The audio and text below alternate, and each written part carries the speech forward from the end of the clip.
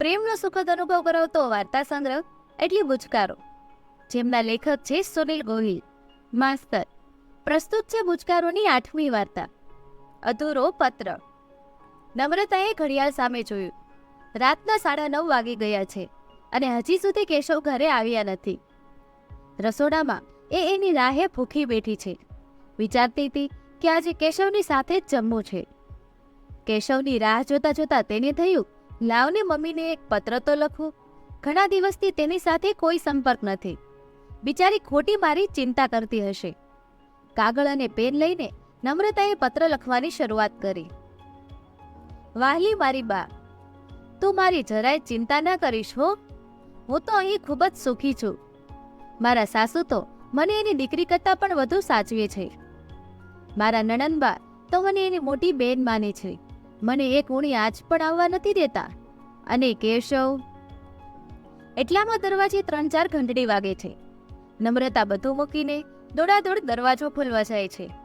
દરવાજો ખોલતા જ કેશવ દારૂ પીધેલી હાલતમાં માંડ ઊભો રહી શકતો તે લથડિયા ખાય છે. નમ્રતા તેને ટેકો આપવા જતા કેશવે તેને ધક્કો મારી સીધી 4-5 ગાળો ધરી દે છે. નમ્રતાને થયું, રાતના ખૂબ મોડે સુધી કામ કરીને થાક્યા હશે અને મેં દરવાજો મોડો ખોલ્યો એમાં મારા પર ગુસ્સો કરે છે. અરે વાંક મારો જ હોય તો ગુસ્સો તો કરે જ ને.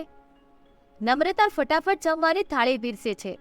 પહેલો જ કોળિયો મોઢામાં મૂકતા કેશવ થાળીનો ઘા કરી કહે છે, આ કઈ દાળ બનાવી છે?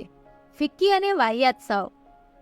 દારૂના નશામાં ધૂત એ સીધો એના રૂમમાં જઈને બૂટ પહેરેલો પલંગ પર ચાદરની જેમ ફેલાઈને સૂઈ ગયો. નમ્રતાએ તેના બૂટ કાઢી તેના પગ વ્યવસ્થિત પલંગ પર ચડાવીને રસોડા તરફ જાય છે. ત્યાં બીજા રૂમમાંથી નણંદબાનો મેણો આવે છે. કામની ન કાજની, દુશ્મન અનાજની. સાસુ બહાર આવી બળતામાં ઘી હોમે છે. મારા કેશવના તો ભાગ જ ફૂટ્યા. સાવ નકામી બાઈ મળી છે.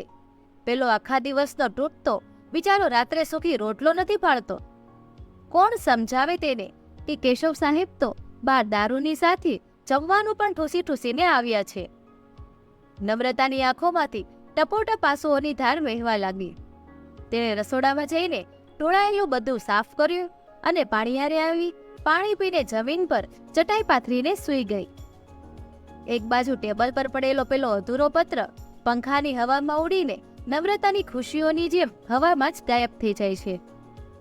તો મિત્રો, અમારી આ વાર્તા અધૂરો પત્ર તમને કેવી લાગી એ કમેન્ટમાં જરૂર જણાવજો.